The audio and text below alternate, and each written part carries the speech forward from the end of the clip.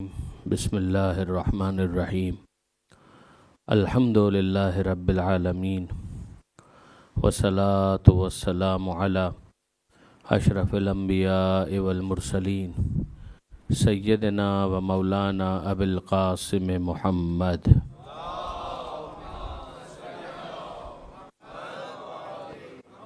و اہل بیتہ الطیبین الطاہرین المعصومین المظلومین المنتجبین المنتخبین المیامین لا سیما علی الامام المنتظر والحجۃ الثانی عشر الذین اذهب اللہ عنہم الرجس وطہرہم تطہیرا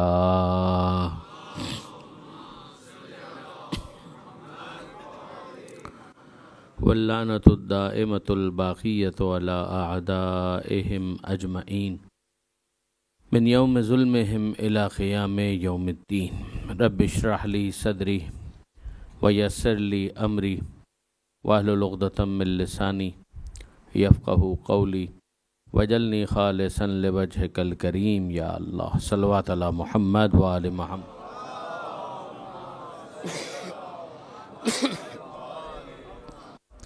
اما بعد فقد قال اللہ سبحانہ وتعالی فی القرآن الحکیم بسم اللہ الرحمن الرحیم یا ایہا الناس انا خلقناکم من ذکر و انثی وجعلناکم شعوبا وقبائل لتعارفوا ان اکرمکم عند اللہ اتقاکم صلوات علی محمد وآل محمد۔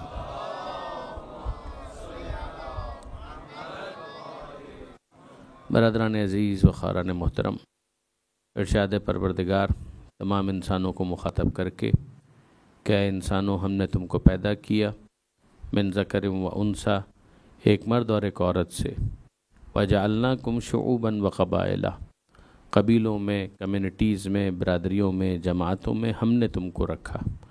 مقصد یہ تھا لتعارفوا، تاکہ تم آپس میں ایک دوسرے کے ساتھ اپنا تعارف کروا سکو، پہچان کروا سکو، مختلف حوالے بن جائیں تمہارے تعارف کے۔ ان اکرمکم عند اللہ اتقاکم، یقیناً تم میں اللہ کے نزدیک عزت میں وہ زیادہ ہے کہ جو تقوی میں زیادہ ہے۔ تقوی بڑھتا جائے خدا کی نظر میں عزت بڑھتی جائے، تقوی گھٹتا جائے تو خدا کی نظر میں عزت کم ہوتی چلی جائے۔ اب ظاہر ہے کہ اگر ہماری گفتگو سے کہیں بھی اگر یہ تاثر پیدا ہوا تو یہ بہت بڑی ناکامی اور کوتاہی ہوگی، کہ یہ قطعاً میں نہیں کہنا چاہ رہا کہ ایک انسان تقوی کے نام پر اپنی دنیاوی ذمہ داریوں سے غفلت برتے۔ قطعاً اسلام اس بات کا ایڈوکیٹ نہیں ہے۔ اسلام یہ نہیں کہتا کہ انسان تقوی کے نام پر رہبانیت کو اختیار کر لے، موناسٹسزم کو اختیار کر لے، مونک بن جائے، خانقاہوں کے اندر چلا جائے، کسی غار کے اندر چلا جائے، دنیا کو تج دے، دنیاوی ذمہ داریوں کو ترک کر دے، اور وہ یہ سمجھے کہ گویا اس طریقے سے اس نے تقوی کو اختیار کر لیا۔ پروردگار عالم نے ہم کو رہبانیت کا درس نہیں دیا۔ ختمی مرتبت احمد مجتبیٰ محمد مصطفیٰ صلی اللہ علیہ وآلہ وسلم واضح طور پر پیغمبر اکرم کا یہ ارشاد ہے کہ لا رہبانیت فی الاسلام، کہ اسلام میں کسی قسم کی رہبانیت نہیں ہے۔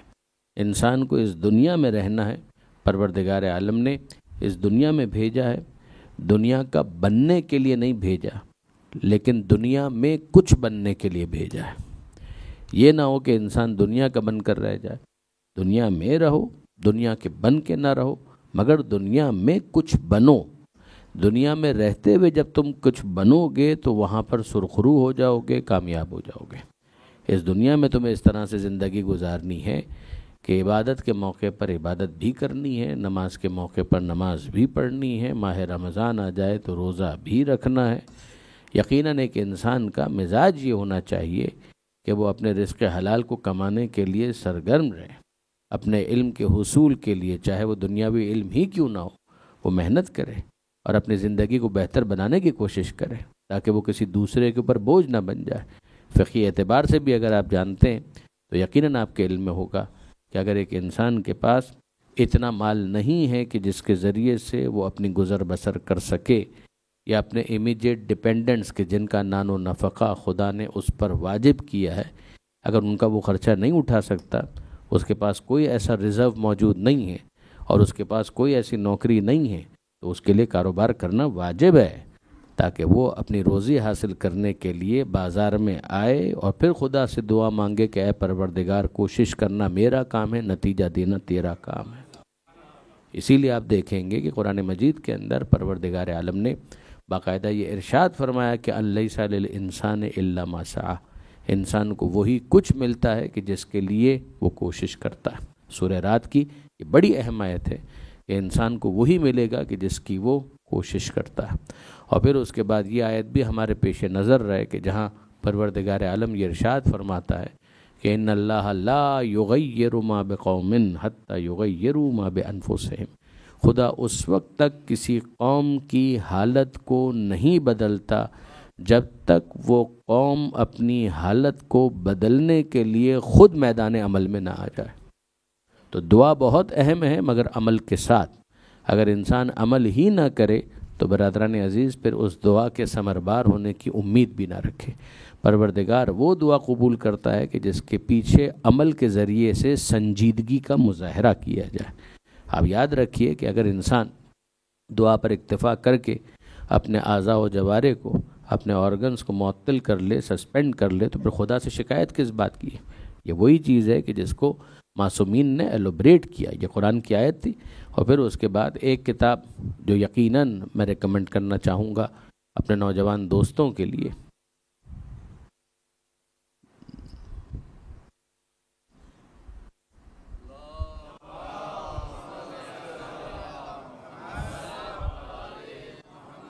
مجلس کے بعد درود بھیجیے گا محمد و آل محمد۔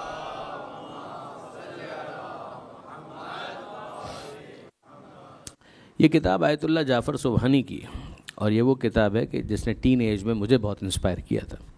تو اس کتاب کو میں ہائیلی ریکمنڈ کرتا ہوں، اور اگر میرا بس چلے تو میں اپنے نوجوان دوستوں کو ٹیکسٹ بک کے طور پر اس کو پڑھاؤں۔ اس کتاب کا نام ہے عظیم لوگوں کی کامیابی کے راز۔ ظاہر ہے کہ اصل کتاب ان کی فارسی میں، یہ اس کا اردو ٹرانسلیشن ہے۔ اور عام طور پر انٹرنیٹ پر، ڈیجیٹل ورلڈ کے بعد انٹرنیٹ کی دنیا میں تو سب چیزیں آسان ہو گئی۔ اگر کوئی کتاب لکھی گئی ہے تو اس کو PDF کے فارم میں ڈاؤن لوڈ کر لینا کتنا آسان ہو گیا۔ تو بہت عمدہ کتاب ہے، مختصر ہے، اتنی بھی مختصر نہیں ہے کہ میں کہوں کہ 50 صفحے کی کتاب ہے، 150 پونے 200 صفحے کی کتاب ہے، مگر بہت اچھی کتاب ہے۔ میرے خیال میں ہمارے اسکول گوئنگ اسٹوڈنٹس کو یا کالج گوئنگ اسٹوڈنٹس کو اس کتاب کا مطالعہ ضرور کرنا چاہیے، تاکہ اس میں موجود وہ سیکریٹس اور وہ اسرار کہ جو عظیم لوگوں کے حوالے سے آیت اللہ جعفر سبحانی نے جمع کیے ہیں، اس کی طرف وہ متوجہ ہو سکیں۔ اس میں ایک راز یہی ہے کہ انسان کوشش کرنے کے لیے تیار ہو جائے۔ اگر وہ میدان عمل میں آنے کے لیے تیار ہے تو پھر اس آیت کو ذہن میں رکھے کہ وَالَّذِينَ جَاهَدُوا فِينَا لَنَهْدِيَنَّهُمْ سُبُلَنَا، جو ہماری راہ میں کوشش کرتا ہے پھر اس کوشش کرنے والے کو ہم گرنے نہیں دیتے۔ پھر وہ اگر گر رہا ہو تو گرتے ہوئے کو ہم سنبھال لیتے ہیں، اس لیے کہ کوشش کرنا اس کا کام تھا، سنبھالنا ہمارا کام تھا۔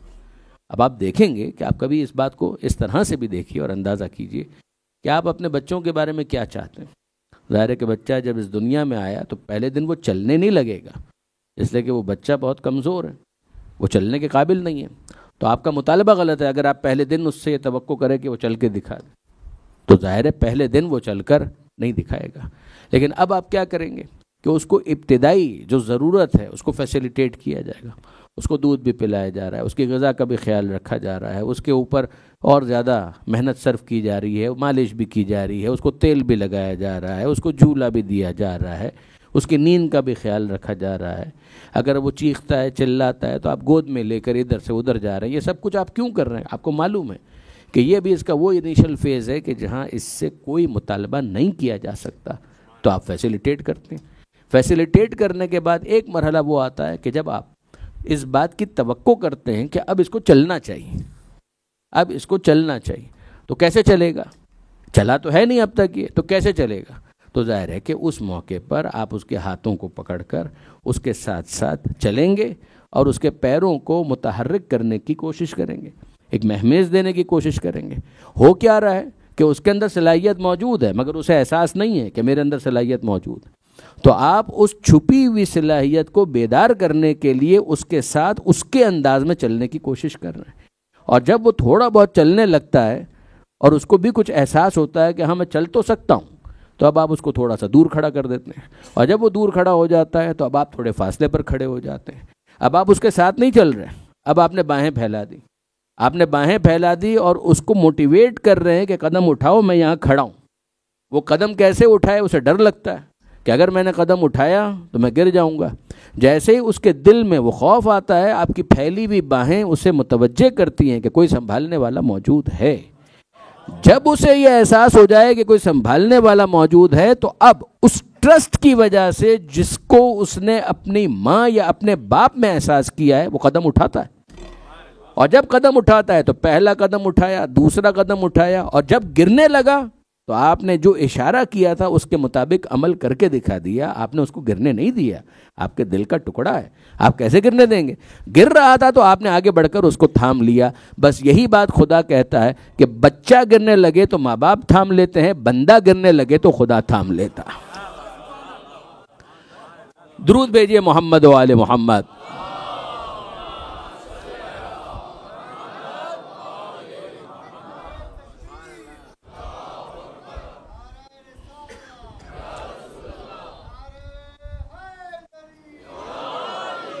اب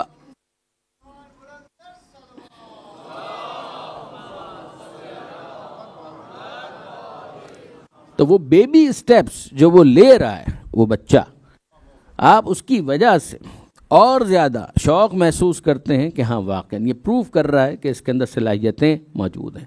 اب آپ کسی کو فرض کیجئے کہ 5 لاکھ روپے دیجئے اور کہیے کہ جاؤ کاروبار کرو, اور وہ 5 لاکھ روپے عیاشی میں ادھر ادھر اڑا دے, تو کیا آپ کا دل چاہے گا کہ اگلی مرتبہ اس کی کوئی مدد کرے؟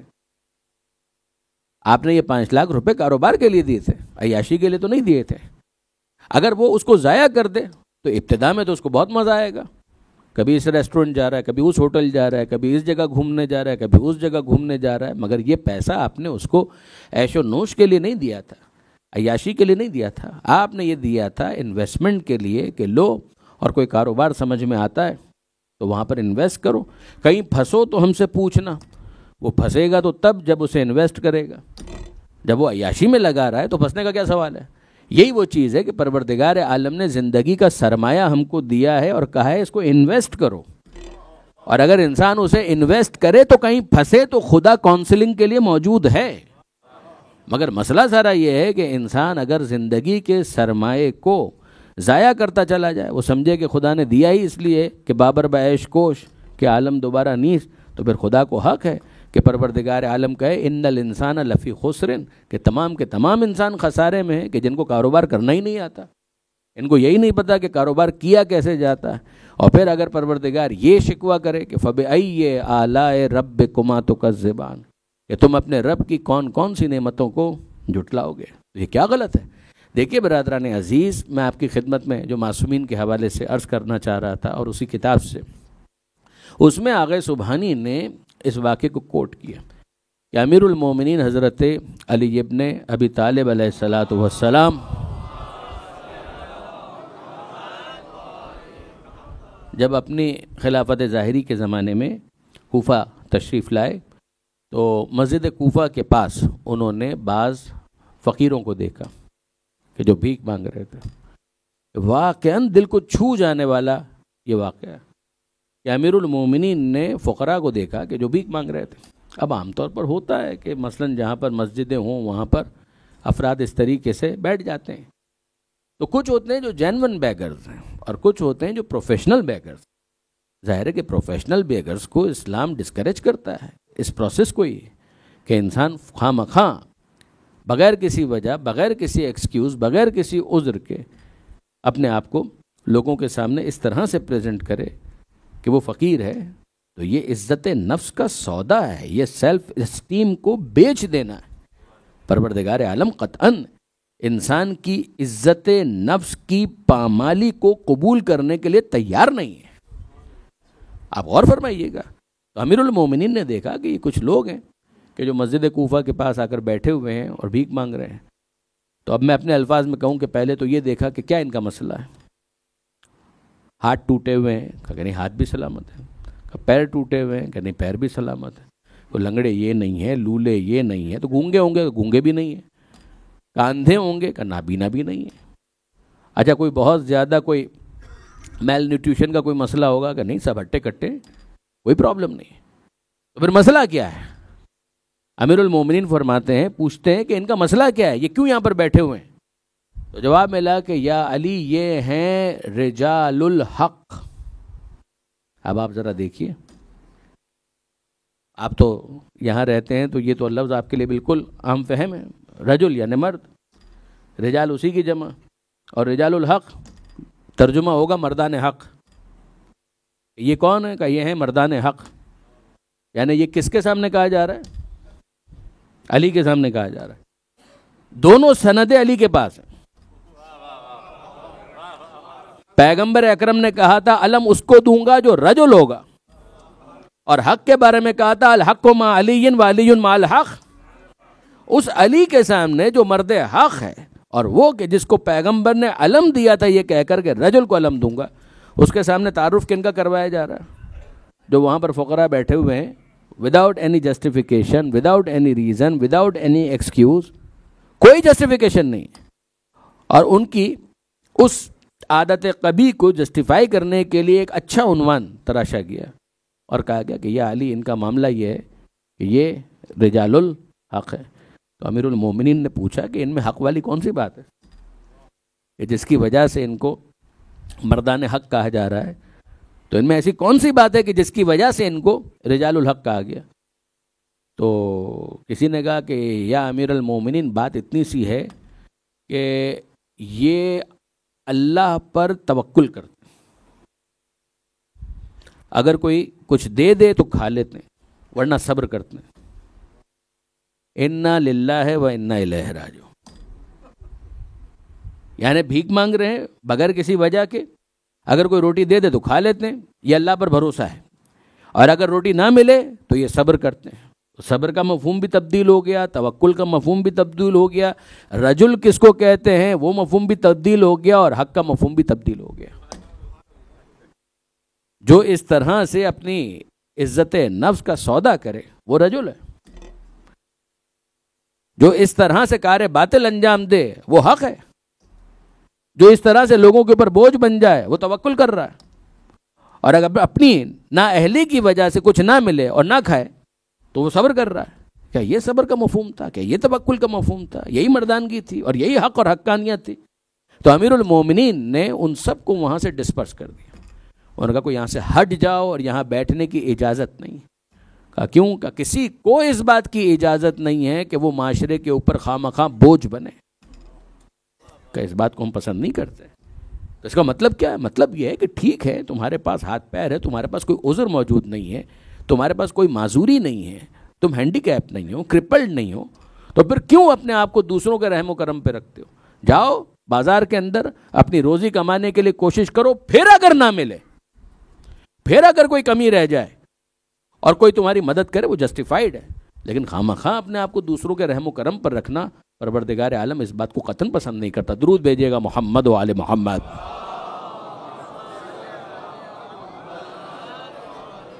اور اب اگر وہ شخص جائے بازار کے اندر اور واقعاً مزدوری کرے جو اس کے لائق کام ہے، یعنی کئی مرتبہ ہمارے نوجوان دوست، ظاہر ہے کبھی یہ سیمینار تو نہیں ہو رہا، لیکن یہ کہ اگر ہمارے نوجوان دوست اس بات کا انتظار کرتے رہیں کہ جب ہمیں ہمارے مطلب کی نوکری ملے گی تبھی ہم کام کریں گے، یہ کوئی اچھی روش نہیں ہے، یہ کوئی اچھی روش نہیں۔ ممکن ہے کہ آپ کے اندر صلاحیت بہت زیادہ ہو، مگر یاد رکھیے گا کہ بیکار بیٹھنے سے کام کرنا بہتر ہے، چاہے بظاہر آپ کو لگے کہ نہیں یہ میرے اسٹیٹس کے مطابق نہیں ہے، کوئی حرج نہیں ہے، کام شروع کیجئے اور نوکری ڈھونڈتے رہیے، پروردگار عالم کے سامنے اظہار تو کریں کہ مالک میں رزق حلال کمانے میں سنجیدہ ہوں۔ انسان اپنی سنجیدگی کا اظہار تو کرے، پھر وہ اگر مزدوری کرتا ہے اور اس کے ہاتھوں پر ورم آ جائے، چھالے پڑ جائیں، تو آپ ذرا غور کیجئے کہ اسلام کتنا ایلیویٹ کرتا ہے اس شخص کو جو رزق حلال کے لیے کوشش کر رہا ہے، کہ پیغمبر اکرم نے مزدور کے ہاتھوں کو اپنے ہاتھوں پر لیا، کہ جن ہاتھوں پر چھالے پڑے ہوئے تھے پیغمبر اکرم نے ان ہاتھوں کو اپنے ہاتھوں پر لیا، ان ہاتھوں کو بوسہ دیا، آنکھوں میں آنسو آ گئے پیغمبر اکرم کے اور فرمانے لگے مرحبا، کیا کہنا ان ہاتھوں کا کہ جنہیں جہنم کی آگ جلا نہیں سکتی۔ رزق حلال کمانے کا یہ نتیجہ بھی ہو سکتا ہے کہ جواب جی ہاں۔ اب اس میں تقویٰ کہاں آئے گا؟ جو ہماری گفتگو ہے اصل تقویٰ یہاں پر آئے گا کہ عین ممکن ہے کہ انسان کے لیے رزق کمانے کے لیے کوئی شارٹ کٹ موجود ہو اور وہ حرام کے روٹ سے اگر جائے تو بہت جلد اپنے بینک بیلنس کو بڑھا لے، مگر وہاں پر وہ خوف خدا کی وجہ سے کہ اگرچہ یہ میرے لیے ممکن ہے مگر میرا پروردگار نہیں چاہتا کہ میں اس غلط طریقے سے اپنے رزق کو حاصل کروں، وہ اپنے ہاتھوں کو روک لے، تو یہ تقویٰ ہی کا ایک اور انداز ہے۔ تقویٰ صرف اس چیز کا نام نہیں ہے کہ انسان نماز پڑھے، نماز تو پڑھے گا ہی، وہ روزہ رکھے، روزہ تو وہ رکھے گا ہی، لیکن یاد رکھیے گا کہ رزق حلال کمانے کا مطلب یہ ہے کہ جو حرام ذریعہ ہو سکتا ہے انسان اس کو نظر انداز کر دے، صرف اس لیے کہ پروردگار عالم کو یہ روٹ پسند نہیں، پروردگار عالم کو یہ راستہ پسند نہیں۔ اب ایسا اگر وہ کرے گا، رزق حلال کمائے گا، تو سیدھی سی بات ہے کہ اس کو جتنی بھی 2 نمبریاں ہیں ان سے اپنے آپ کو دور کرنا پڑے گا، ناپ تول پورا کرنا پڑے گا۔ اب اگر وہ ناپ تول پورا کرتا ہے تو پھر آپ دیکھیے کہ قرآن مجید کس طریقے سے ان کا ذکر کرتا ہے۔ یہ قرآن مجید میں 2 مقامات پر، ایک تو مال حرام یہ ہے نا کہ انسان بیچ ہی شراب رہا ہے، تو اگر شراب کے بارے میں تجارت ہی اس طریقے سے ہوئی تھی کہ بھئی 5 لیٹر بھجوانی ہے، 5 لیٹر پوری بھجوا دی، تو بھی حرام ہی رہے گا۔ وہ کہے کہ ناپ تول تو میں نے پورا کیا ہے، تو اس کا کوئی مطلب نہیں ہے، اس کا تو کوئی مطلب ہی نہیں ہے۔ ایسے کہ وہ تو اصل پروڈکٹ ہی وہ تھی کہ جس کا بیچنا شریعت کی طرف سے حرام تھا، تو وہ حرام کام تو پوری ایمانداری کے ساتھ بھی کیا جائے تو بھی بے ایمانی ہی کا رہے گا۔ اس پر یہ نہیں کہہ سکتے آپ کہ جناب ناپ تول میں تو کوئی کمی نہیں کی، چوروں نے چوریاں کی اور اس کے بعد پھر مال کو ایک جگہ جمع کیا اور ایمانداری کے ساتھ 7-8 چور تھے، سب نے ایمانداری کے ساتھ آپس میں تقسیم کر لیا۔ انہوں نے کہا کہ دیکھیے ناپ تول میں ہم نے کوئی کمی نہیں، یہ ناپ تول کا تو موقع ہی نہیں آئے گا، اس لیے کہ وہ کام ہی غلط تھا، وہ کام ہی حرام تھا۔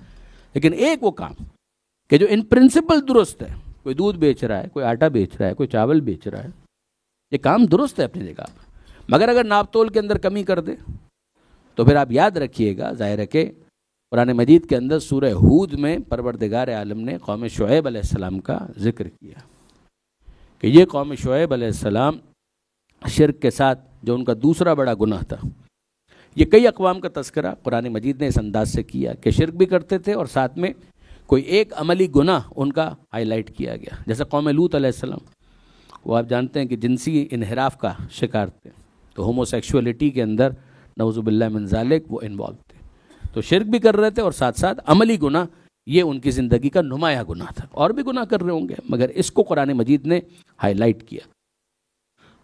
قوم شعیب علیہ السلام، تو جناب شعیب علیہ السلام کی قوم کا جو گناہ قرآن مجید نے بیان کیا ہے وہ شرک کے ساتھ ناپ تول میں کمی، اس کو بیان کیا، اور پروردگار عالم نے حضرت شعیب علیہ السلام کی زبانی وہ پیغام بھی قرآن مجید کے اندر محفوظ کیا سورہ ہود کے اندر، اور وہ کیا الفاظ ہیں کہ بقیت اللہ خیر لکم ان کنتم مؤمنین، کہ یہ جو تم ناپ تول کے اندر کمی کرتے ہو تو مقصد کیا ہے کہ اس کے ذریعے سے تمہارا مال بڑھ جائے۔ بقیت اللہ، جس کو اللہ نے باقی رکھا ہے، خیر لکم، وہ تمہارے لیے بہتر ہے، ان کنتم مومنین، یہ اس صورت میں تمہیں سمجھ میں آئے گا کہ تم ایمان لے آؤ، یعنی ایمان کے بغیر یہ سمجھ میں نہیں آئے گا۔ یا تو انسان اتنا ویژنری ہو کہ دنیا دار ہونے کے باوجود اس بات کو سمجھے کہ برانڈ اسٹیبلش کرنے کے لیے ناپ تول میں کمی نقصان دہ، یعنی آپ غور فرمائیے گا، بعض ایسی کمپنیاں ہوتی ہیں نا کہ جن کا مال آپ اٹھاتے ہیں آنکھ بند کر کے، آپ کہتے ہیں کہ اس کا مال پورا ہوگا، تو اس نے اپنا برانڈ اسٹیبلش کر لیا، تو کم سے کم اتنا وہ ویژنری تو ہو، لیکن اگر اتنا ویژنری بھی نہیں ہے تو پھر آخر کون سی چیز ہے کہ جو اس کو اس غلط کام سے روک سکتی ہے؟ کہ وہ تو اسی صورت میں ہوگا کہ وہ صاحب ایمان ہو۔ اس لیے کہ پروردگار عالم کیا کہہ رہا ہے، ذرا اس لفظ پہ غور کیجئے گا، بقیت اللہ، جس کو اللہ نے باقی رکھا، تو اللہ نے کس کو باقی رکھا؟ جو تم نے حرام کمایا اسے اللہ نے باقی نہیں رکھا، جو تمہارا حلال منافع تھا اسے اللہ نے باقی رکھا۔ جو حرام تم نے بنایا تمہیں لگتا ہے کہ اس کمائی کے ذریعے سے تمہارا سرمایہ بڑھ گیا، تمہارا مال بڑھ گیا، مگر جو تمہاری نظر میں بڑھ گیا وہ بڑھنے کے باوجود اللہ نے اسے باقی نہیں رکھا. تو ممکن ہے کہ کثرت ہو مگر برکت نہیں ہوگی، ممکن ہے کہ کثرت ہو مگر برکت نہیں ہوگی. برکت کس میں ہوگی؟ کہ جس کو اللہ نے باقی رکھا. وہ کون ہے؟ کہ حلال. یہ کیسے تم کو سمجھ میں آئے گا؟ ان کنتم مومنین، اگر تم مومن ہو تو اس بات کو سمجھو. تو ہمارے سامنے دو چیزیں آ گئی، ایک حلال مال، دوسرا حرام مال. حلال مال کے لیے قرآن نے کہا بقیت اللہ، اس کو اللہ نے باقی رکھا. حرام مال کا جس کو اللہ نے باقی نہیں رکھا، وہ تمہارا اپنا ساختہ پرداختہ بنایا ہوا ہے، اس کا خدا کے بنانے سے کوئی تعلق نہیں ہے. اب اگر یہ بات آپ کے لیے واضح ہو گئی تو پھر اس کے بعد یقین جانیے کہ بہت پر لطف ہے یہ تجزیہ کہ بقیت اللہ ایک لقب ہے ہمارے زمانے کے امام زمانہ اجل اللہ تعالی فرجہ الشریف کا.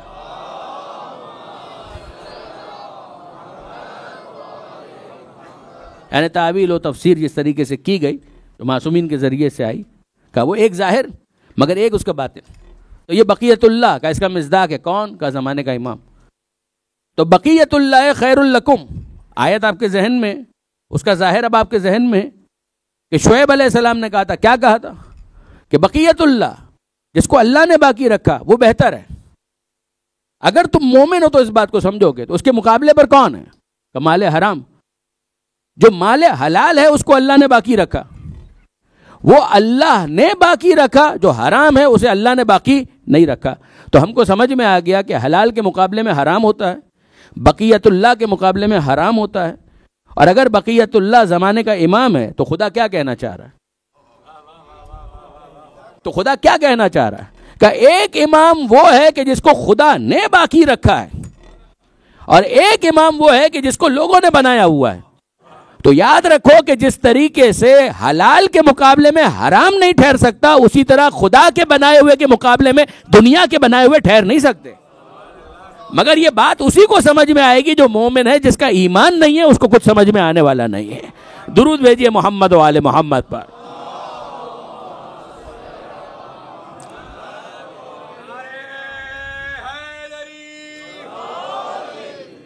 بقیت اللہ خیر لکم ان کنتم مومنین. اللہ نے جس کو باقی رکھا وہ بہتر ہے، تمہارے لیے بہتر ہے. اللہ نے تو اس کو باقی رکھا ہے، برکت تو اسی میں ہے. یہ مر جائیں گے وہ باقی رہے گا، اس لیے کہ اللہ نے اس کو باقی رکھا ہے. اگر تم مومن ہو تو اس بات کو سمجھو. اور اسی بات کو ناپ تول کے حوالے سے ایک دوسرا مقام ہے 30واں پارہ قرآن مجید کا، کہ جہاں ایک پورا سورہ ہے کہ جس کا عنوان ہے سورہ مطففین. یہ اگر آپ 30واں پارہ کھولیں گے تو آپ جانتے ہیں کہ 30ویں پارے میں جو بنیادی تھیم ہے وہ قیامت، حساب کتاب، قیامت کی نشانیاں، اشراط الساعہ، یہ ساری چیزیں. سور پھونکا جائے گا تو کیا ہوگا، حساب کتاب کی منزل کیا ہوگی، زمین کا کیا عالم ہوگا، آسمان کا کیا عالم ہوگا، یہ ساری چیزیں. 78واں سورہ وہ سورہ ہے کہ جس سے 30واں پارہ شروع ہوتا ہے، وہ ہے سورہ نبا 78 چیپٹر. پھر اس کے بعد ہے 79 نازعات، پھر 80 عبسہ، پھر 81 تکویر، پھر 82 انفطار، اور پھر 83 وہ سورہ ہے یہ سورہ مطففین. مطففین کا مطلب کیا ہے؟ یہ نکلا ہے تطفیف سے. مطفف کا مطلب ہوتا ہے ناپ تول میں کمی کرنے والا، اس کا عنوان ہی یہ ہے. تطفیف یعنی ناپ تول میں کمی کرنا، مطفف ناپ تول میں کمی کرنے والا، اسی کی جمع ہے مطففین. اب آپ ذرا دیکھیے اور میرے ساتھ چلیے گا. ویل للمطففین، پروردگار عالم کہہ رہا ہے ویل. ویل کا مطلب کیا ہے؟ اب ظاہر ہے ایک ویل تو انگریزی والا ہے، وہ یہاں پر قطعاً نہیں ہے. ویلن تباہی، بربادی، ہلاکت، لعنت. ویلن ویل ہے، وائے ہو اردو میں بھی جس طرح سے کہا جاتا ہے. ویلن تباہی ہے، بربادی ہے. کس کے لیے؟ للمطففین. لام آتا ہے اختصاص کے لیے. ویل ایک لفظ ہو گیا، لام دوسرا لفظ ہو گیا جو اختصاص بتاتا ہے کہ کس کے لیے تباہی ہے، کس کے لیے بربادی ہے. تو یہ لام کس کے اوپر آ رہا ہے؟ مطففین. کہ متففین کے لیے تباہی ہے، بربادی ہے، ہلاکت۔ متففین کون ہیں؟ کہ ناپ تول میں کمی کرنے والے۔ آگے اسی کی شرح آ رہی ہے، الذین اذا اکتالوا علی الناس یستوفون، یہ وہ لوگ ہیں کہ جب اپنی باری ہوتی ہے تو پورا تلواتے ہیں، یعنی اتنے اسمارٹ ہیں کہ اپنا حصہ نہیں چھوڑتے۔ الذین اذا اکتالوا علی الناس یستوفون، جب اپنی باری ہوتی ہے تو پورا تلواتے ہیں۔ وَإِذَا كَالُوهُمْ أَوْ وَزَنُوهُمْ يُخْسِرُونَ، مگر جب دوسروں کو تول کر دیتے ہیں، دوسروں کو وزن کر کے دیتے ہیں تو اس کے اندر ڈنڈی مارتے ہیں۔ میں معافی چاہتا ہوں، عوامی زبان میں یہی جملہ کہا جائے گا، اب اہل لکھنؤ کا ہمیں نہیں معلوم، وہ ناراض نہ ہوں۔ کراچی میں تو ہم لوگ بہت بولتے ہیں یہ جملہ، سڑک پر تو بولتے ہی ہیں، اگر ممبر پر آپ کو نامناسب لگ رہا ہو تو میں معذرت چاہتا ہوں۔ الذین اذا اکتالوا علی الناس یستوفون، یہ وہ لوگ ہیں جب اپنی باری ہوتی ہے تو پورا تلواتے ہیں، جب دوسروں کو تول کر دیتے ہیں، وزن کر کے دیتے ہیں تو اس کے اندر ڈنڈی مارتے ہیں، اس کے اندر کمی کر دیتے ہیں، دوسروں کو نقصان پہنچاتے ہیں۔ یہ تشریح ہے کس کی؟ اسی متففین کی، کہ وہ جو کہا گیا متففین۔ تو اب میں آپ کی خدمت میں عرض کروں کہ یہ تین لفظ واضح ہوئے، ویل، تباہی، بربادی۔ متففین ناپ تول میں کمی کرنے والے، جو لام آیا وہ اختصاص کو بتاتا ہے کہ کس کے لیے تباہی اور کس کے لیے بربادی، کا متففین کے لیے تباہی اور بربادی۔ تو اب برادران عزیز، ایک جملہ تو میں آپ کے ذوق سے بہت نزدیک ہو کر عرض کرنا چاہوں گا کہ یہ ویل کے لفظ کے ساتھ پروردگار نے تعریف کی ہے یا گرفت کی ہے؟ اچھا کہا ہے یا برا کہا ہے؟ تو آپ سب ظاہر ہے کہ حیرانی کے ساتھ مجھے دیکھ رہے ہیں کہ کیا ہو گیا، اتنی سی بات سمجھ میں نہیں آ رہی کہ ویل کے لفظ کے ساتھ پروردگار عالم تعریف کر رہا ہے، اپریشیٹ کر رہا ہے، کہ ایڈمائر کر رہا ہے؟ کیا پروردگار عالم یہاں پر کوئی تعریف کر رہا ہے، ثنا کر رہا ہے، کیا کر رہا ہے؟ کہا کہ نہیں، تنقید کر رہا ہے، گرفت کر رہا ہے، مذمت کر رہا ہے، کنڈیمنیشن کر رہا ہے۔ کون کر رہا ہے؟ کہ پروردگار۔ کس کتاب میں؟ قرآن میں۔ کیسی کتاب؟ جو قیامت تک جائے گی۔ تو اتنی بڑی کتاب، آسمانی کتاب، اس آسمانی کتاب میں ایسا لفظ اچھا لگتا ہے کہ جس میں کسی پر تنقید کی جا رہی ہو؟ پروردگار کو تعریف کرنی چاہیے، پروردگار عالم کو ثنا کرنی چاہیے، پروردگار عالم کو اپریشیٹ کرنا چاہیے، ایڈمائر کرنا چاہیے۔ یہ کیا کہ پروردگار کہہ رہا ہے ویل، تباہی، بربادی۔ آپ پھر مجھے عجیب نظروں سے دیکھ رہے ہیں کہ مولانا لگتا ہے کہ شام کی چائے آپ نے نہیں پی ہے۔ یہ بھی تو دیکھیے کہ تباہی کا اعلان کس کے لیے ہو رہا ہے۔ میں نے کہا جس کے لیے بھی ہو رہا ہے، مگر ہو تو تباہی کا اعلان رہا ہے نا، ہو تو بربادی کا اعلان رہا ہے نا۔ تو آپ کہیں گے نہیں مولانا، سیدھی سی بات ہے، لاجیکل بات ہے، منطقی بات ہے کہ جو تعریف کے قابل ہوتے ہیں ان کی تعریف کی جاتی ہے، جو گرفت کے قابل ہوتی ہیں ان کے اوپر تنقید کی جاتی ہے، ان کی مذمت کی جاتی ہے۔ تو میں یہی کہوں گا کہ اس کا مطلب یہ ہے کہ اس اصول کو آپ بھی قبول کرتے ہیں کہ قرآن مجید نے یہ اسلوب ہمیں دیا کہ ہر ایک قابل تعریف نہیں ہوتا، ہر ایک تعریف کے قابل نہیں ہوتا۔ جو اچھے ہوتے ہیں، اچھا کرتے ہیں، ان کی تعریف کی جاتی ہے، جو برے ہوتے ہیں، برا کرتے ہیں، ان پر تنقید کی جاتی ہے۔ بس لفظ ہی تبدیل ہوا ہے، ورنہ تولا اور تبرہ کسی اور چیز کا نام نہیں ہے۔ درود بھیجیے گا محمد و آل محمد پر۔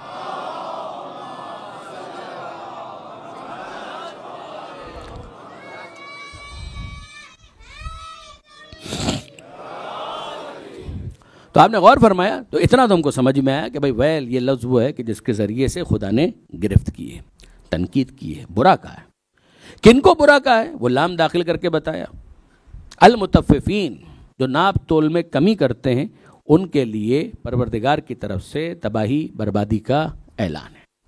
اب ذرا سا یعنی بقول ہمارے استاد محترم جناب علامہ طالب جوہری صاحب کہ ذرا سا ہم گفتگو کو سطح عمومی سے بلند کرتے ہیں، کوشش کرتے ہیں، اور آپ لوگ تھوڑی سی توجہات مرکوز رکھیے گا۔ دیکھیے اصول فقہ کے اندر ایک اصطلاح استعمال ہوتی ہے جو کہ اصول فقہ میں استعمال نہ بھی ہو، ویسے تو ہوتی ہے وہاں پر، لیکن یہ کہ نہ بھی ہو تو عمومی طور پر بھی یہ اصطلاح قابل فہم ہے۔ اور وہ کیا؟ ایک ہے منطوق اور ایک ہے مفہوم۔ دیکھیے ایک ہے مراد اور ایک ہے مفہوم، یعنی مراد جو متکلم کا ارادہ ہے کہ اس نے جو کہا اس سے اس کا ارادہ کیا تھا، مفہوم جو لسنر، آڈینس جو سامنے موجود ہیں انہوں نے کیا سمجھا، اس نے کیا کہا؟ یہ جملہ جب اس کی زبان سے گیا اور سامع کی سماعت سے ٹکرایا تو اس نے کیا سمجھا؟ یہ مراد ہے اور وہ مفہوم ہے. چلیے یہاں تک تو ٹھیک ہے. اب ایک جملہ ہمارے سامنے آ گیا، وہ ہے کہا گیا، منطوق، نطق. یہ ہمارے سامنے یہ الفاظ، ان الفاظ سے جو مطلب نکل رہا ہے بغیر کسی تکلف کے، بغیر کسی زحمت کے، اس کو جاننے کے لیے کیا کرنا پڑے گا؟ یا تو آپ اس کی ووکیبلری سے واقف ہیں تو آپ خود سمجھ لیں گے، اگر واقف نہیں ہیں تو پھر کیا کریں گے؟ واقف نہیں ہے تو سیدھی سی بات ہے کہ آپ لغت اٹھائیں گے. بھائی اگر آپ کو فرض کیجئے کہ ویل کا مطلب نہیں معلوم تو آپ کیا کریں گے؟ آپ نے لغت کھولی عربی کی اور ویل کا لفظ ڈھونڈا اور اس کا مطلب تلاش کر لیا. آپ کو نہیں پتا کہ لام کا کیا مطلب ہے تو آپ نے لام کو کھولا. عوامل کی جہاں پر بحث ہوتی ہے وہاں پر اپنے حرف جر کو دیکھا کہ لام اچھا اختصاص کے لیے آتا ہے، سمجھ میں آ گئی. متففین، اگر یہ مطلب نہیں معلوم تھا تو آپ نے اس متففین کے لفظ کو لغت میں تلاش کیا. آج کل تو انٹرنیٹ کے اوپر ڈالیں گے تو جلدی آ جائے گا، تو آپ نے کھول کر دیکھ لیا تو آپ کو سمجھ میں آ گیا کہ متففین کا یہ مطلب ہے. بہت آسان سی بات ہے کہ لغت کو آپ نے کھول کر لفظوں کو چیک کر لیا. کئی مرتبہ ایسا ہوتا ہے کہ محاوروں میں لفظ استعمال ہوتا ہے اور مطلب کچھ اور ہوتا ہے، تو ظاہر ہے کہ اس زبان کے محاوروں سے بھی واقفیت ہونا ضروری ہے کہ ایسا نہ ہو کہ یہ لفظ استعمال تو ہوا ہے مگر خاص محاورے میں استعمال ہوا ہو، تو وہ جو اس کے محاورے ہیں، ضرب المثل ہے، پرووربز ہیں، ایڈیمز ہیں، اس کے اندر یہ کس طریقے سے استعمال ہوتا ہے. اب ٹو کرائے اوور اسپلٹ ملک اگر آپ کہیں اور پھر ہر مرتبہ جب بھی یہ جملہ کوئی کہے تو آپ دودھ ہی ڈھونڈنا شروع کر دیں کہ جو بہہ گیا تھا، تو سیدھی سی بات ہے کہ مراد متکلم تو کہاں چلی جائے گی؟ اس لیے کہ اس نے تو محاورے کے طور پر اس کو استعمال کیا تھا. Both are waiting for each other to break the ice. اب آپ اس کے اندر آئس ہی کو تلاش کرتے رہیں، سیدھی سی بات ہے وہ آئس تو کہیں نہیں ملے گی آپ کو. لیکن کئی مرتبہ ایسا ہوتا ہے کہ یہ نوبت نہیں آتی کہ جو لفظ ہے وہ آپ نے آسانی کے ساتھ دیکھا، ڈکشنری کے اندر چیک کیا اور کسی سے پوچھ بھی لیا کہ یہی مطلب ہے. یہ ہے منطوق کہ جو لفظوں کے ذریعے سے سمجھ میں آ گیا. ایک ہے مفہوم. مفہوم وہ ہے کہ جو منطوق سے بھی آگے، یعنی جتنا کہا گیا تھا اس کے علاوہ اسی منطوق سے کچھ اور سمجھ میں آ رہا ہے. وہ مفہوم موافق بھی ہو سکتا ہے، مخالف بھی ہو سکتا ہے. مفہوم میں مخالفت بھی ہو سکتا ہے، مفہوم میں موافقت بھی ہو سکتا ہے. دونوں طرح کے مفاہیم ہو سکتے ہیں. اب میں اس کے اندر آپ کو بالکل الجھاؤں گا نہیں. آسان سی ایک مثال میں آپ کے سامنے عرض کرتا ہوں. ہمیں جانا یہیں پر ہے، ویل للمطففین پر. مگر ذرا میرے ساتھ توجہ کیجیے گا. مجھے ایک بات بتائیے کہ اگر میں یہ کہوں کہ مجھے اس سے بڑی محبت ہے تو منطوق کیا ہے؟ کہ کہنے والا کسی اور کی نسبت سے محبت کو بیان کر رہا ہے. منطوق تو اتنا ہی ہے نا، جملہ تو اتنا ہی تھا، مجھے اس سے بڑی محبت ہے، میں اسے بہت پیار کرتا ہوں، یہ مجھے بہت عزیز ہے. اس کا مطلب کیا ہے؟ کہنے والا کسی اور کے بارے میں یہ اعلان کر رہا ہے کہ مجھے اس سے چاہت ہے، محبت ہے، پیار کرتا ہوں، یہ میرے دل کے قریب ہے. یہی سمجھ میں آ رہا ہے، یہ منطوق ہے. اب ایک بات بتائیے کہ کیا یہ کہنے کی ضرورت ہے؟ اگر وہ یہ کہہ رہا ہے کہ مجھے اس سے بڑی محبت ہے تو کیا الگ سے کہنے کی ضرورت ہے کہ مجھے اس سے نفرت نہیں ہے؟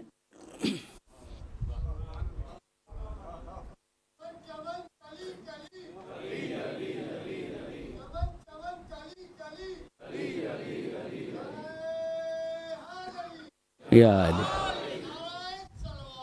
اللہم صلی علی محمد وآل محمد.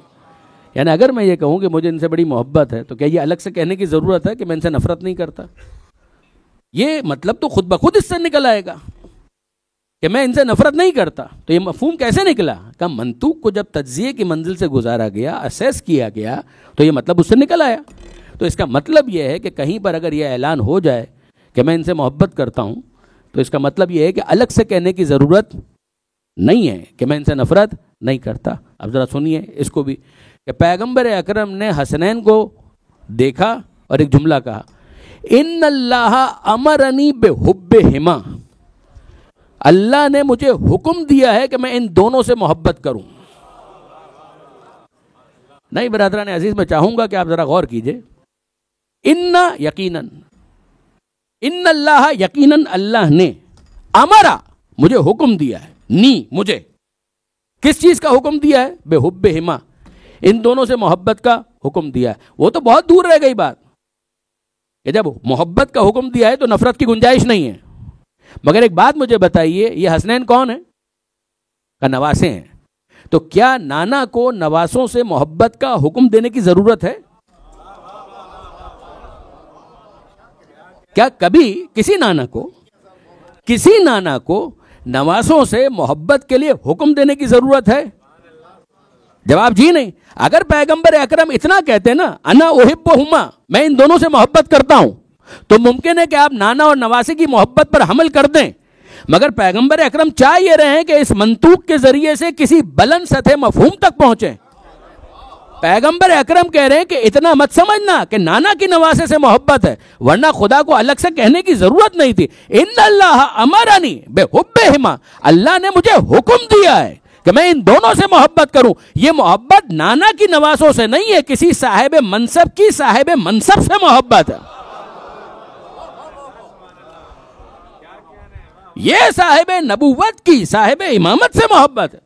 اور اس کا اور ثبوت ملتا ہے جب اگلا جملہ ہم دیکھتے ہیں کہ پیغمبر اکرم کہہ رہے ہیں ان اللہ امرنی بحبہما، اللہ نے مجھے حکم دیا ہے کہ میں ان دونوں سے محبت کروں. صرف اتنا حکم نہیں دیا، مجھے یہ حکم تو دیا ہی ہے کہ میں ان دونوں سے محبت کروں، اور یہ بھی حکم دیا ہے وَبِحُبِّ مَن يُحِبُّهُمَا، جو ان دونوں سے محبت کرے ان سے محبت کا بھی حکم دیا ہے.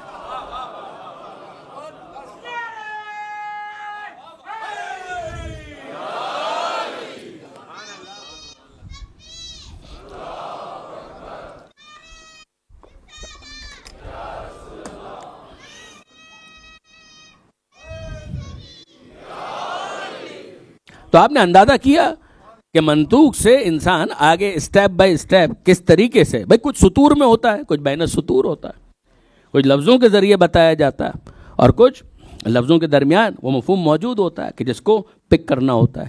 اب واپس آئیے کہ جب پروردگار عالم نے کہا کہ ویل للمطففین، تو منطوق کیا ہے؟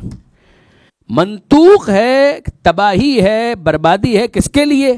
ناپ تول میں کمی کرنے والوں کے لیے. یہاں تک تو آپ بالکل اتفاق کریں گے. اب آئیے اگلے سٹیپ میں ہم داخل ہوتے ہیں.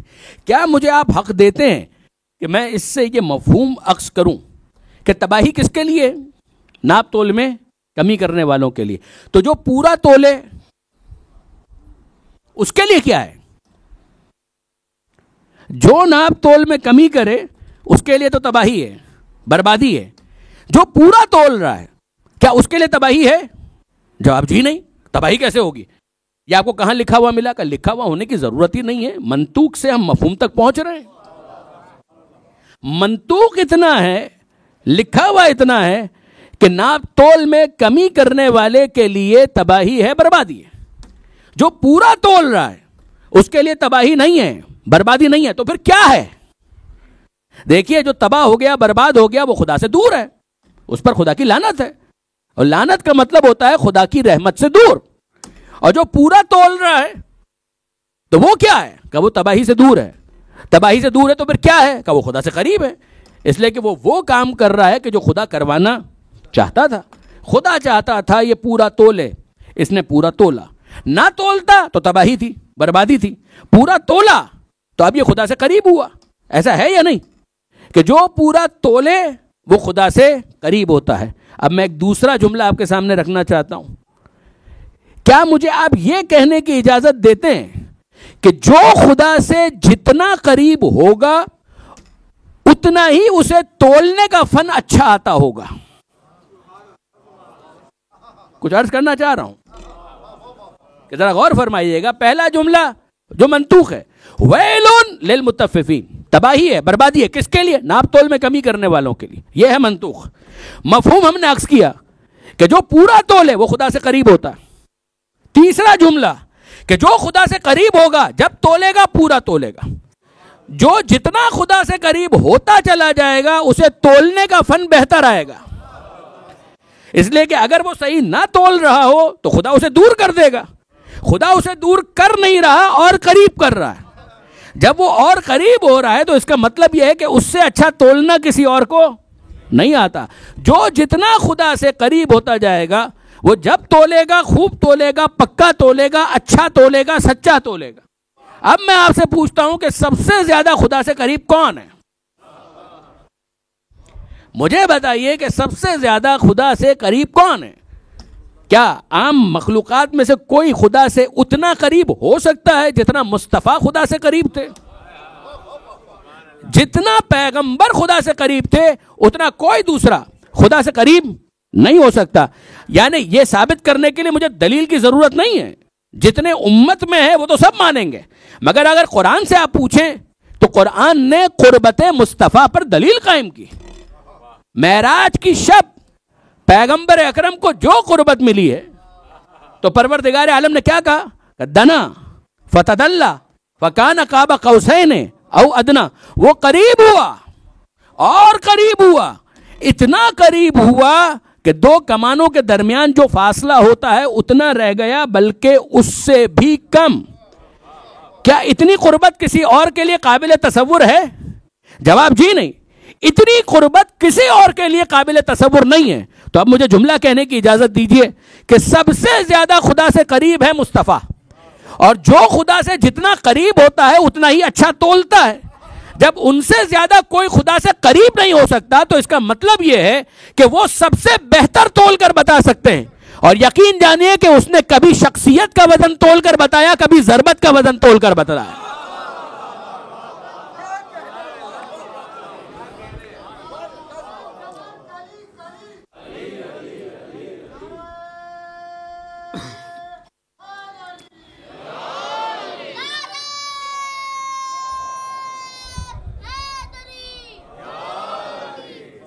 وہ جو سب سے زیادہ قریب ہے خدا سے، اس سے اچھا کوئی نہیں تول سکتا۔ وہ جب تولے گا پورا تولے گا، پکا تولے گا، اور جب وہ تول کر بتلا رہا ہے تو کیا تولتا ہے؟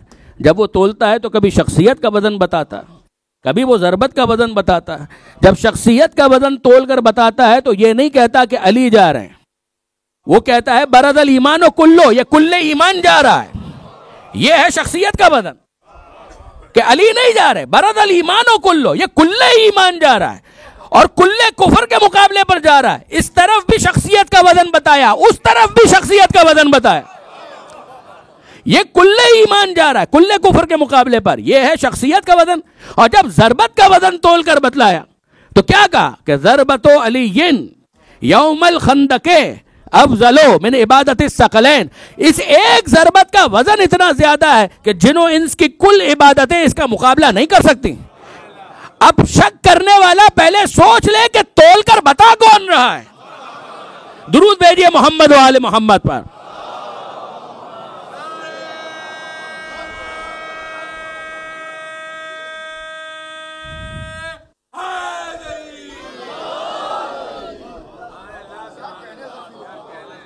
آپ نے اندازہ کیا کہ تول کر کون بتلا رہا ہے؟ اور یقین جانیے برادران عزیز، یعنی یہ عجیب حدیث ہے کہ جس کے اندر پیغمبر اکرم تول رہے ہیں تو دو پلڑے ہیں، اور ایک پلڑے کے اندر کون ہے؟ جنوں انس کی عبادتیں ہیں۔ نہیں، میں اپنے نوجوان دوستوں کے لیے آسان کروں، وہ تولنے والا پوری ذمہ داری کے ساتھ تول رہا ہے۔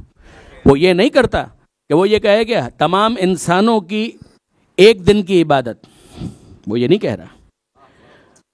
وہ یہ نہیں کہہ رہا کہ ایک انسان کی ساری زندگی کی عبادت، وہ یہ نہیں کہہ رہا۔ نہ وہ یہ کہتا ہے کہ ایک انسان کی ساری عبادت، نہ وہ یہ کہتا ہے کہ تمام انسانوں کی ایک دن کی عبادت، نہ تمام انسانوں کی ایک ہفتے کی عبادت، نہ تمام انسانوں کی ایک مہینے کی عبادت، نہ تمام انسانوں کی ایک سال کی عبادت، نہ تمام انسانوں کی زندگی بھر کی عبادت، نہ تمام انسانوں کی زندگی بھر کی عبادت اور تمام جنوں کی زندگی بھر کی عبادت اگر ایک پلڑے میں رکھ دی جائے اور دوسرے پلڑے میں علی کی ساری زندگی کی عبادت، نہ علی کی ایک سال کی عبادت، نہ علی کی ایک مہینے کی عبادت، نہ علی کی ایک دن کی عبادت، نہ علی کی ایک ضربت کی عبادت کا ثواب اگر دوسرے پلڑے میں رکھ دیا جائے تو یہ ساری عبادتیں مل کر علی کی ایک ضربت کا مقابلہ نہیں کر سکتی۔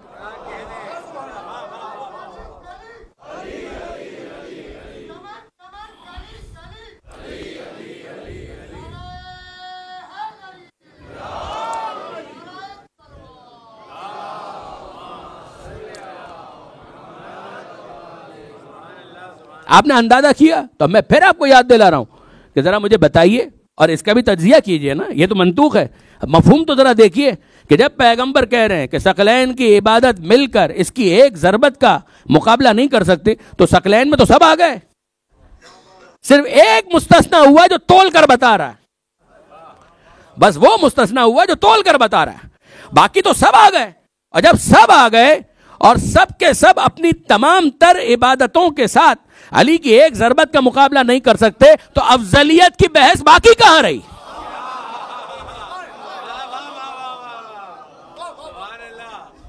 افضلیت کی بحث کہاں باقی رہ گئی؟ یعنی جب علی کی ایک ضربت ان سب کی تمام عبادتوں سے افضل ہے, تو یہ کس منہ سے علی کی برابری کا دعویٰ کرتے ہیں؟ آپ نے اندازہ کیا؟ تو میں عرض کر رہا تھا کہ وہ جب تولنے والا تول کر بتائے گا تو کبھی شخصیت کا وزن تول کر بتائے گا, کبھی ضربت کا وزن تول کر بتائے گا. ایک شخصیت کا وزن تول کر بتلایا تو کہا کہ کل ایمان ہے. اور یاد رکھیے گا, مجھے سمجھ میں یہ آتا ہے کہ پیغمبر اکرم نے سجدے کو طولانی کیوں کیا؟ سجدے کو طولانی کیوں کیا؟ وہاں علی کی شخصیت کا وزن بتایا, یہاں حسین کی شخصیت کا وزن بتایا. کہ ذرا اندازہ کرو بچے کا وزن کتنا ہو سکتا ہے, مگر میرا سجدے کو طول دینا تمہیں سمجھانے کے لیے کہ ذرا اس بات کو سمجھو کہ یہ فقط بچے کا وزن نہیں ہے, صاحب منصب امامت کا وزن ہے. اتنا وزن ہے کہ حکم پروردگار یہ ہے کہ جب تک حسین اپنی مرضی سے اتر نہ جائیں اس وقت تک سجدے کو طول دیجئے. پیغمبر اکرم شخصیت کا وزن تول کر بتلا رہے ہیں.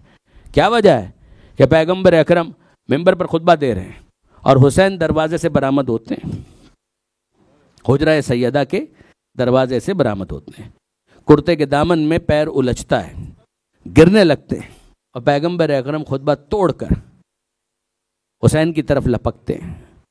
پیغمبر کہہ سکتے تھے کسی صحابی کو کہ ذرا میرے بچے کو سنبھالنا, پیغمبر اکرم نے یہ نہیں کیا. پیغمبر اکرم نے یہ نہیں کیا. پیغمبر اکرم خطبے کو منقطع کر کے نیچے تشریف لائے, حسین کو اٹھایا, اور پھر اس کے بعد واپس منبر پر آئے, حسین ساتھ میں, اور پھر کہتے ہیں ھذا حسین فعرفوہ, یہ ہے حسین, اس کو پہچانو. میں اپنے الفاظ میں عرض کروں, گویا پیغمبر کہہ رہے تھے کہ حسین کے وزن کو پہچانو, ذرا جانو کہ حسین کا وزن کتنا ہے, کہ جس کے لیے میں نے سجدے کو طول دے دیا, جس کے لیے میں نے خطبے کو قطع کر دیا. میں پہچانتا ہوں حسین کا وزن, کہ حسین کا وزن کتنا ہے. آج اگر حسین گر رہے تھے تو میں نے سنبھالا, جب دین گر رہا ہوگا تو حسین سنبھالیں گے. اور یقین جانیے کہ محسوس یہ ہوتا ہے کہ سید سجاد نے جو شام کے مسجد دمشق میں جو خطبہ دیا, تو اس میں گویا اپنا بھی وزن سمجھایا اور حسین کی شہادت کا وزن بھی لوگوں کے سامنے پیش کیا. جس طرح سے انہوں نے تعارف کروایا ہے, من عرفنی فقد عرفنی, جو مجھے جانتا ہے وہ جانتا ہے. آپ جانتے ہیں کہ اس سے پہلے کہ جناب سید سجاد خطبہ دیتے, بنو امیہ کا جو پیڈ خطیب تھا درباری, وہ منبر پر گیا اور اس نے جا کر وہی سب کچھ کہا کہ جو وہ کہنے کا عادی تھا اور لوگ سننے کے عادی تھے. بنو امیہ کی بناوٹی فیبریکیٹڈ فضیلتیں اور علی اور اولاد علی پر سب و شتم, جب یہ سب خرافات بکی جا رہی تھیں, اس موقع پر میرے مولا نے اس کو مخاطب کیا اور کہا کہ افسوس تیرے حال پر, اشتریت مرضات المخلوق بسخط الخالق, کہ تو نے مخلوق کو راضی کرنے کے لیے خالق کو ناراض کر دیا. کیا الفاظ ہیں سید سجاد کے, اشتریت مرضات المخلوق بسخط الخالق. سودا تو نے بھی کیا, حرام کا سودا کیا, جو تو نے کمایا حرام کا کمایا. اشتریت مرضات المخلوق بسخط الخالق, مخلوق کو راضی کرنے کے لیے خالق کو ناراض کر دیا. اور پھر اس کے بعد یزید سے کہا, اے یزید, میں اس لکڑی کے ڈھیر پر جا کر کچھ بیان کرنا چاہتا ہوں جو رضائے پروردگار کا موجب ہو. کیا عجیب الفاظ ہیں کہ سید سجاد یہ نہیں کہتے کہ میں ممبر پر جانا چاہتا ہوں. اب یہ ممبر کہاں رہا, اب یہ لکڑی کا ڈھیر ہے. جس جگہ سے علی اور اولاد علی کے فضائل بیان نہ ہو اسے ممبر کہلانے کا حق نہیں ہے.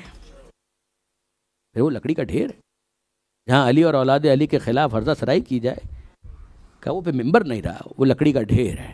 گویا سید سجاد کہہ رہے تھے کہ میں کچھ ایسا جا کر وہاں پر کہنا چاہتا ہوں کہ جس کے بعد یہ لکڑی کا ڈھیر پھر سے ممبر بن سکے۔ کیا یزید راضی ہوا؟ قطعاً نہیں، مگر لوگوں کا شور، لوگوں کا اصرار، اے یزید ہم بنی ہاشم کے اس جوان کو سننا چاہتے ہیں، ہم بنی ہاشم کے اس جوان کا لب و لہجہ سننا چاہتے ہیں کہ دیکھیں یہ کیا کہتا ہے۔ اس نے کہا کہ مجھے معلوم ہے کہ اگر یہ گیا تو آل امیہ کو ذلیل کیے بغیر نہیں اترے گا۔ کسی نے کہا اے یزید یہ جوان کیا کہے گا، بیمار بھی ہے، ہاتھوں میں ہتھکڑیاں بھی ہیں، پیروں میں بیڑیاں اس کے ہیں، گلے میں طوق ہے، کیا بولے گا، کیا کہے گا، جانے دے اسے ممبر پر۔ اور اب سید سجاد اپنی ہتھکڑیوں کو سنبھالتے ہوئے آہستہ آہستہ ممبر پر بلند ہوئے ہیں، اور پھر جا کر جو خطبہ دیا ہے حمد و ثناء پروردگار کے بعد کہ من عرفنی فقط عرفنی، جو مجھے جانتا ہے وہ جانتا ہے، جو نہیں جانتا میں اس کے لیے اپنا تعارف کرواتا ہوں کہ میں ہوں کون۔ میں مکہ کا بیٹا ہوں، میں منا کا بیٹا ہوں، میں صفا کا وارث ہوں، میں زمزم کا وارث ہوں۔ آپ نے غور فرمایا، میں عرفات و مزدلفہ و منا کا بیٹا ہوں، اور پھر اس کے بعد تعارف کرواتے ہیں کہ تم جانتے ہو حمزہ کو، میں حمزہ کا وارث ہوں، تم جانتے ہو جعفر طیار کو، میں جعفر طیار کا بیٹا ہوں، سب کچھ چھوڑو، جس نبی کا کلمہ پڑھتے ہو میں اس مصطفیٰ کا بیٹا ہوں، میں صاحب معراج مصطفیٰ کا بیٹا ہوں، اور پھر اس کے بعد سنو میں علی مرتضیٰ کا بیٹا ہوں، جس کا نام، جس کا ذکر خیر کبھی تم نے نہیں سنا، مگر میں تمہارے سامنے اعلان کرتا ہوں مجھے فخر ہے کہ میں اس علی کا بیٹا ہوں، میں اس علی کا بیٹا ہوں کہ جس کی شجاعت کا یہ عالم تھا کہ جب میدان میں نیزے اور تلواریں آپس میں گد جاتے تھے وہ آگے بڑھ کر شیر کی طرح انہیں علیحدہ علیحدہ کر دیا کرتے تھے۔ میں اس علی کا بیٹا ہوں، اور پھر اس کے بعد میں اس کا بیٹا ہوں کہ جس کو بھوکا پیاسا ذبح کیا گیا، میں اس کا بیٹا ہوں جس کا لاشا پامال کر دیا گیا۔ لم یزل یقول انا انا انا، سید سجاد اسی طرح سے تعارف کرواتے رہے کہ میں یہ ہوں، میں یہ ہوں، میں یہ ہوں۔ پھر اس کے بعد سید سجاد نے ایک جملہ کہا جس کو سن کر لوگ دھاڑے مار مار کر رونے لگے۔ جب سید سجاد نے کہا انا ابن فاطمۃ الزہرا، میں فاطمہ زہرا کا بیٹا ہوں۔ سید سجاد اپنا تعارف کروا رہے تھے، اور یزید کو احساس ہوا کہ کہیں انقلاب نہ آ جائے، فامر المؤذن، تو اس نے مؤذن کو حکم دیا کہ اذان کہے، اور مؤذن نے اس موقع پر کہا اللہ اکبر اللہ اکبر۔ سید سجاد کہتے ہیں خدا کی کبریائی میں کوئی شک نہیں، اللہ کی کبریائی میں کوئی شک اور شبہ نہیں۔ فلما قال المؤذن اشہد ان لا الہ الا اللہ، جب مؤذن نے کہا اشہد ان لا الہ الا اللہ، تو سید سجاد کہتے ہیں شہد بہا شعری و دمی و لحمی، میرا جسم، میرا خون، میری ہڈیاں، میرا روم روم گواہی دیتا ہے کہ اللہ کے سوا کوئی معبود نہیں۔ لما قال المؤذن اشہد ان محمد رسول اللہ، جب مؤذن نے کہا اشہد ان محمد رسول اللہ، سید سجاد کہتے ہیں اے مؤذن خدا کے لیے خاموش ہو جا۔ فالتفت الی یزید، اپنا رخ کیا یزید کی جانب، اور کہنے لگے صرف اتنا بتا دے یہ جس محمد کی رسالت کی گواہی دی جا رہی ہے، محمد ھذا جدی ام جدک، یہ میرے جد ہیں یا تیرے جد ہیں؟ اگر تو کہے کہ تیرے جد ہیں تو جھوٹ بھی ہوگا اور کفر بھی ہوگا، اور جب تو جانتا ہے کہ وہ میرے جد ہیں، لما قتلتا اطرتہ، یہ کیا بے شرمی ہے کہ محمد کی رسالت کی گواہی بھی دیتے ہو، انہی کے بیٹے کو حسین کو قتل بھی کرتے ہو۔ یہ سید سجاد نے اس موقع پر کہا، لوگوں میں ایک عجیب تہلکہ مچا ہوا تھا، یزید وہاں پر ٹھہر نہیں سکا، اسے جانا پڑا۔ مگر عزیزوں بس آخری جملے عرض کروں، یہ سید سجاد کے لیے خطبہ دینا اتنا آسان نہیں تھا۔ زندگی گزری مجلسیں پڑھتے ہوئے، خطبات دیتے ہوئے، آپ میں سے بھی کتنے ہی ایسے احباب ہوں گے مجلس پڑھتے ہوں گے، کبھی پریزنٹیشن دیتے ہوں گے، خطبہ دیتے ہوئے یا تقریر کرتے ہوئے یا مجلس پڑھتے ہوئے صرف زبان کو استعمال نہیں کیا جاتا۔ میں شکر گزار ہوں میزبانوں کا، وہ ہمیشہ یہاں پر پانی کا گلاس رکھتے ہیں کہ اگر خطیب کبھی پیاس کا احساس کرے تو گلے کو تر کرنے کے لیے پانی یہاں موجود ہوتا ہے۔ ہمارا سلام اس سید سجاد پر، وہاں کوئی پانی کا پوچھنے والا نہیں تھا۔ جب خطیب خطبہ دیتا ہے تو خطبہ دیتے ہوئے کبھی وہ دائیں دیکھتا ہے، کبھی وہ بائیں دیکھتا ہے، کبھی وہ اپنے ہاتھوں کو حرکت دیتا ہے، کبھی دایاں ہاتھ بلند کرتا ہے، کبھی بایاں ہاتھ بلند کرتا ہے، کبھی وہ اپنے پیروں کو جنبش دیتا ہے، کبھی وہ اپنے پیروں کو دائیں طرف کرتا ہے، کبھی وہ بائیں طرف کرتا ہے، کبھی ایک پیر کو دوسرے پیر پر کر لیتا ہے۔ یہ سب چیزیں خطبے کے دوران ہوتی ہیں، مگر ہمارا سلام ہو سید سجاد پر۔ نہ پانی موجود تھا، نہ دائیں دیکھ سکتے تھے، نہ بائیں دیکھ سکتے تھے۔ اگر دائیں یا بائیں دیکھنا پڑے تو اپنے پورے وجود کو اس طرف لے جانا پڑتا تھا۔ آپ کو حق ہے کہ آپ مجھ سے پوچھیں کہ سید سجاد دائیں بائیں کیوں نہیں دیکھ پا رہے تھے؟ جس کے گلے میں توق موجود ہو وہ دائیں اور بائیں دیکھے تو کیسے؟ سید سجاد اپنے ہاتھوں کو حرکت نہیں دے سکتے تھے، حرکت دیں تو کیسے کہ جس کے ہاتھ میں ہتھکڑیاں موجود؟ وہ اپنے پیروں کو جنبش دے تو کیسے دے کہ جس کے پیروں میں بیڑیاں موجود ہوں؟ اسے اگر کہیں دیکھنا ہے تو اپنے پورے وجود کے ساتھ متوجہ ہونا ہے۔ مگر آخری جملہ میں سید سجاد سے کہنا چاہوں گا، اے مولا پھر بھی آپ خوش نصیب رہے، آپ پھر بھی خوش نصیب رہے کہ جب آپ خطبہ دے رہے تھے اور آپ کا خطبہ کاٹا گیا، ظلم تو ہوا، مگر مولا کیا خوش نصیبی ہے کہ آپ کی بات کو آذان کے ذریعے سے کاٹا گیا۔ آپ جو کہنا چاہ رہے تھے آپ کو روکا گیا، مگر مولا 100 شعبہ تیر تو نہیں تھا، 3 بھال کا تیر تو نہیں تھا۔ مولا آپ کی بات کو کاٹا گیا تو آذان کے ذریعے سے کاٹا گیا، مگر مولا آپ سے کہاں چھپا ہوا ہے کہ جب آپ کا بابا خطبہ دے رہا تھا کربلا میں عصر عاشور، جب ہاتھوں میں علی اصغر کو لیے ہوئے خطبہ دے رہے، اے فوج اشقیا اس بچے کی ماں کا دودھ تک خشک ہو چکا ہے، آگے بڑھ کر اس کو پانی پلا دو۔ مولا حسین کا خطبہ بھی کاٹا گیا مگر آذان کے ذریعے سے نہیں کاٹا گیا۔ حکم دیا گیا حرملہ کو اقتا کلام الحسین، اور حرملہ نے 3 بھال کا تیر جب رہا کیا ہے، فتقلب الصبی علی یدی الامام، وہ بچہ باپ کے ہاتھ پر منقلب ہو گیا۔ انا للہ و انا الیہ راجعون، الا لعنۃ اللہ علی الظالمین وسیعلم الذین ظلموا ای منقلب ینقلبون۔ بار الہ اس قلیل توسل کو اپنی بارگاہ میں قبول فرما۔ مالک تجھے واسطہ محمد و آل محمد کا حاضرین، بانیان، منتظمین کی توفیقات میں اضافہ فرما۔ ان آنسوؤں کو جناب سیدہ کے رومال میں جگہ عطا فرما۔ مالک دعاؤں کو مستجاب فرما، بیماروں کو شفا عطا فرما، بے روزگاروں کو رزق حلال عطا فرما، جو برسر روزگار ہیں برکت عطا فرما، جو بے اولاد ہیں اولاد صالح عطا فرما، جو صاحبان اولاد ہیں تربیت کی توفیق عطا فرما، جو اپنی اولاد کے رشتوں کے لیے پریشان ہیں انہیں بہترین رشتے عطا فرما، جن گھروں میں ناچاکی ہے، ناراضی ہے، علی اور زہرا کے مقدس گھرانے کا واسطہ ان گھروں کی ناراضی کو الفت اور محبت سے تبدیل فرما۔ جو بچے جوان امتحانات میں مصروف ہیں مالک ان کو بہترین کامیابیاں عطا فرما۔